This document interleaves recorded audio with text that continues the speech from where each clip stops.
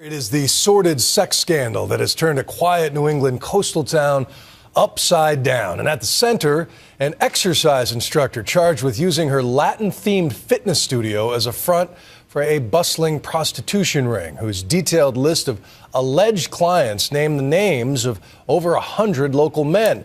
Now her alleged business partner is feeling the heat, and tonight, for the first time, he speaks out. The ABC's John Schriffen. This small, picturesque New England town, just a few miles from the summer compound of the first President Bush, is at the unlikely center of a white-hot sex scandal. Authorities claim this seemingly legitimate Zumba dance studio run by this woman, 30-year-old Alexis Wright, was actually a front for a prostitution ring used by more than 150 men, some of them prominent members of this tight-knit community.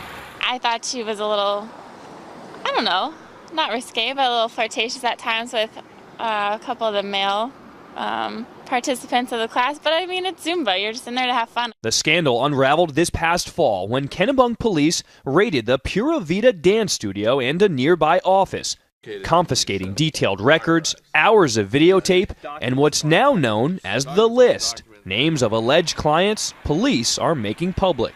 Today, the man accused of bankrolling the studio, charged with 59 counts of promoting prostitution and invasion of privacy, is telling his side of the story for the first time days before his upcoming trial. We had a friendship. We talked often. I may see her once a month. Married for more than 30 years and a father of two, local insurance agent Mark Strong Sr. admits he co-signed the lease and gave Wright a loan for her Zumba studio, and he says they had a sexual relationship. Never became romantic. We did have intimate moments, but it's not what I would consider romantic.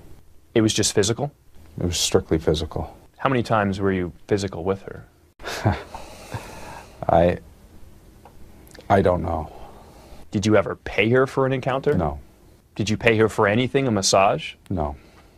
It never got to that point? No. No, we were friends. The indictment also alleges that Wright secretly recorded over 100 hours of video with her clients, something Strong denies knowing about. He denies any wrongdoing. Strong is not the only one. Kennebunk police have released a blotter on their website documenting arrests, complete with names, ages, and home addresses. More than 100 men and at least one woman thought to be clients of Wright's. And today we sat down with two attorneys representing 21 of the 66 already charged with being Wright's clients. People's lives have been turned upside down over this, and they've been turned upside down from the start, from the time that their names have been put in a police blotter, which is evidence of nothing. It's merely an allegation, but the mere allegation here has been enough to smear people's reputations. To play devil's advocate here, the guy went looking for a massage. Her ads were very risque. Come on, they knew what they were doing. You know, if you go in for a massage or even a sensual massage and you expect one thing and something else happens through not any initiation on your own, as I think the evidence will show in most of these cases, I don't think that you buy what has happened to you now. The international media scrutiny, having been taped without your knowledge.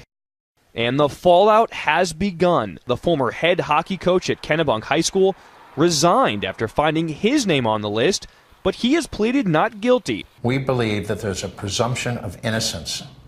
And in this case, it's been the backwards. It's a presumption of guilt, and you have to go prove your innocence. His intention was going for a massage in Kennebunk. It turned out that he and Miss Wright, from his perspective, had a relationship. Wright, the former dance instructor, seen here swinging her hips to a salsa beat, no comment, has been charged with more than 100 counts of prostitution, violation of privacy, and tax evasion. not guilty. Her attorney is adamant her client is innocent. It's been tough. There's been a lot of scrutiny. Getting through the day in any sort of normal way has been difficult. She's doing the best she can. She's certainly worried about what's going to happen through the criminal process.